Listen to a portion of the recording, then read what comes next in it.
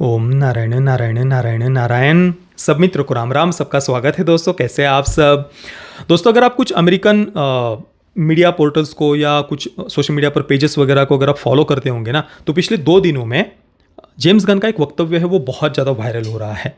मतलब वायरल क्या, उसका मजाक उड़ाया जा रहा है सब जगह पर, सोशल मीडिया पर। जेम्स गन ने कहा है कि भाई मेरी सुपरमैन बॉक्स ऑफिस पर जो परफॉर्म नहीं कर पा रही है, फेल हो रही है, विशेषतः ग्लोबली, उसके पीछे का कारण है कि भाई एंटी अमेरिकन सेंटिमेंट्स दुनिया भर में बहुत बढ़ गए हैं, अमेरिकी विरोधी विचार हो गए हैं लोगों के।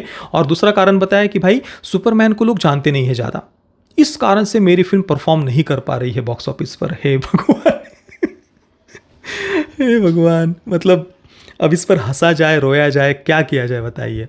इसके बारे में थोड़ा सा और हम विस्तार से चर्चा करने वाले हैं। सबसे पहले सुपरमैन ने कितना कलेक्शन किया है वगैरह उस पर बात करते हैं। अभी तक 420 मिलियन डॉलर के करीब कलेक्शन सुपरमैन ने किया है, ऐसा पढ़ने में आ रहा है। अब बजट कितना है सुपरमैन का, मीडिया पोर्टल्स के अनुसार, और ऐसे वैसे नहीं, कहीं से भी जो काफ़ी अच्छे खासे मीडिया हाउस है उनके रिपोर्ट्स के अनुसार 225 मिलियन डॉलर बजट है सुपरमैन का। और जो मार्केटिंग पर उन्होंने खर्चा किया है वो आंकड़ा 125 मिलियन डॉलर कुछ जगह पर बताया जा रहा है और कुछ जगहों पर 150 मिलियन डॉलर बताया जा रहा है। तो 225 बजट और मार्केटिंग पर किया गया खर्चा, 225 और 125 इनको मिला दे तो 350 होते हैं। और मार्केटिंग का बजट 150 कुछ जगहों पर जो पढ़ने को मिल रहा है वो पकड़े तो 375 मिलियन डॉलर, यानी 325 करोड़ लगभग फिल्म पर खर्चा किया गया है। सोचिए, 2500 मिलियन डॉलर या 150 मिलियन डॉलर की और मार्केटिंग पर खर्चा किया है। तभी तो हम इतना नौटंकी सोशल मीडिया पर देख रहे थे ना पिछले 2 सप्ताह में। पानी की तरह पैसा बहाया है भाई, केवल मार्केटिंग पर पानी की तरह पैसा बहाया है। बॉलीवुड के तो बहुत सारे बड़े बड़े प्रोडक्शन हाउस, उनकी जो बड़ी कुछ फिल्में होती है उस समय तो हम ये पीआर वालों का, मार्केटिंग वालों का नंगा नाच हम देखते ही है, नौटंकियाँ देखते ही है।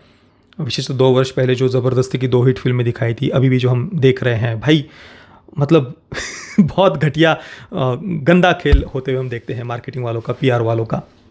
पर पहली बार भारत में किसी हॉलीवुड की फिल्म के लिए इतने गंदे लेवल का पीआर या मार्केटिंग हमने देखी, जो सुपरमैन के समय हमने देखी पिछले 2 सप्ताह में। बहुत गंदे लेवल की मार्केटिंग।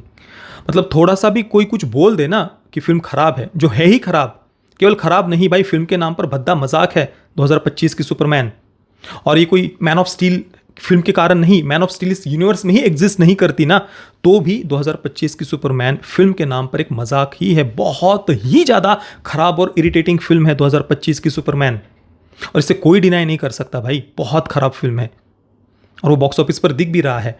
आप सोचिए, जब से सुपरमैन रिलीज़ हुई है भारत में, मेरे सामने तो अलग अलग जो मल्टीप्लेक्स चेन है या जो टिकट बुकिंग ऐप वगैरह होते हैं उनके एड्स आ रहे हैं। कहीं पर 200 रुपये ऑफ, कहीं पर 25% ऑफ, कहीं पर बाय 1 गेट 1। फिल्म इतनी बड़ी मास्टरपीस है तो ये सब ऑफर्स क्यों चलाने पड़ रहे हैं, वो भी लगातार जब से फिल्म रिलीज़ हुई है। और भारत में अगर सुपरमैन के हालात आपको अगर देखने हैं तो आप स्वयं बुक माई शो पर जाइए। F1 जो अपने 5वें सप्ताह में है और 6ठे सप्ताह में अभी जाएगी, वो अपने 5वें सप्ताह में भी उसके टिकट्स कितने बुक हो रहे हैं आप ज़रा चेक करिए। और उसके सामने सुपरमैन के उससे आधे ही हो रहे हैं, बराबर। और F1 को तो कितना बढ़िया रिस्पांस मिला, जबकि वो कोई सुपर हीरो फिल्म नहीं है, कोई मास मसाला ऐसे फिल्म नहीं है, कोई मिशन इम्पॉसिबल जैसे फ्रेंचाइजी नहीं है, कुछ भी नहीं है। फिर भी एक जस्ट कार रेसिंग के ऊपर बनी हुई फिल्म जुरासिक वर्ल्ड रिबर्थ, वो कितना बढ़िया परफॉर्म किया, जबकि वो भी एक एवरेज फिल्म ही है, अब वो एवरेज फिल्म ही है फिर भी। और सुपरमैन इतना बड़ा ब्रांड नेम होते हुए भी इतना ख़राब परफॉर्म कर रही है, और वो भी इतनी बड़ी मार्केटिंग, इतने सारे ऑफर्स उसके बाद में भी। और सोचिए, भारत में इतना इन्होंने जो भी ये मार्केटिंग कह लीजिए, खर्चा कह लीजिए किया है, तो अमेरिका में कितना किया होगा। तो ये जो 420 या 420 मिलियन डॉलर जो कलेक्शन बताया भी जा रहा है, उसमें भी कितना पेड मार्केटिंग का होगा, कितना रियल है, कितना, वो तो वे ही जाने। समझ सकते हो ना आप। पर उसको भी चलो, वो भी हम इग्नोर कर दे, कितने ऑफर्स चलाए, कितने पेड मार्केटिंग वगैरह वो भी छोड़ दे, तो भी 450 मिलियन खर्चा जो उन्होंने फिल्म पर किया है, बजट और मार्केटिंग मिलाकर, उसके सामने मात्र 400-450 मिलियन डॉलर ही फिल्म ने कमाए हैं। तो ऑब्वियसली जेम्स गन का जो फ्रस्ट्रेशन है वो तो स्वाभाविक है। वो फिल्म के राइटर भी है, डायरेक्टर भी है, प्रोड्यूसर भी है। और ये जो फ्रस्ट्रेशन है, शायद इसी कारण से फिल्म के रिलीज से 3 दिन पहले ही जेम्स गन ने अमेरिका में जो इलीगल इमिग्रेंट्स का विरोध करते हैं उनको जर्क्स कहा था, स्क्रू देम कहा था। आप कल्पना करिए, कोई भी राइटर, डायरेक्टर, प्रोड्यूसर अपनी ही फिल्म के रिलीज से 3 दिन पहले अपने ही दर्शकों को जर्क्स और स्क्रू देम कहेगा क्या? तो वो दिख रहा था कि भाई निगेटिव पब्लिसिटी के लिए ही ये बात जेम्स गन के द्वारा शायद की गई होगी।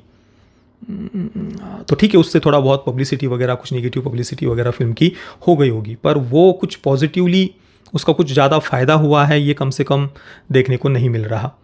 और शायद इसी कारण से जेम्स गन का जो फ्रस्ट्रेशन है वो अभी ऐसे वक्तव्यों के माध्यम से सामने आ रहा है कि भाई एंटी अमेरिकन सेंटिमेंट से दुनिया भर में, इस कारण से मेरी फिल्म चल नहीं रही, या लोग सुपरमैन को जानते नहीं इस कारण से मेरी फिल्म चल नहीं रही। यानी फिल्में जो चलती है या जो फिल्में अच्छा कलेक्शन करती है, क्या उनके कैरेक्टर्स की पूरी बायोग्राफी या उनके बारे में पूरी पीएचडी लोगों ने की हुई होती है तब उनको देखने के लिए जाते हैं? अच्छी फिल्म अच्छी होती है, लोग जाते हैं देखने के लिए। हाँ, थोड़ा बहुत ये कॉरपोरेट बुकिंग या मार्केटिंग वगैरह के माध्यम से कलेक्शन की हाइप कुछ फिल्मों की दिखाई जाती है, पर अधिकतर जो अच्छी फिल्में होती हैं उनके कंटेंट के कारण लोग देखने के लिए जाते हैं, बराबर ना? अब 2009 में अवतार जब इतनी बड़ी सफल हुई थी तो क्या पैंडोरा ग्रह के बारे में लोगों ने पीएचडी करके रखी थी? तो चलो यार, पैंडोरा ग्रह के बारे में बहुत पढ़ा हुआ है, चलो हम देखने के लिए जा रहे हैं। क्या सेंस है इन बातों का? फिल्म खराब बनी है, एक्सेप्ट करो। सुपरमैन को लोग जानते नहीं, और ये आर्गुमेंट अपने आप में ही कितना बड़ा मजाक है।